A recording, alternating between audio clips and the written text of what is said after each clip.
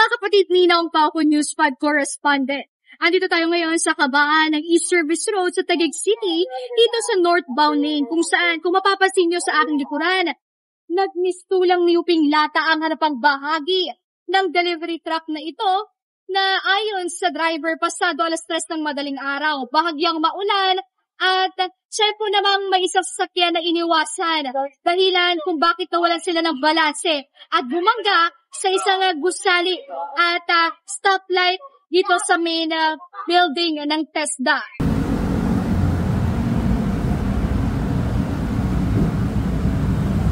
Kung mapapansin nyo, ito mismo yung gusali na binangga ng delivery truck at nagkalat mismo ang mga signages at yero na ayon sa security guard, ito ay waiting shed ng TESDA main building.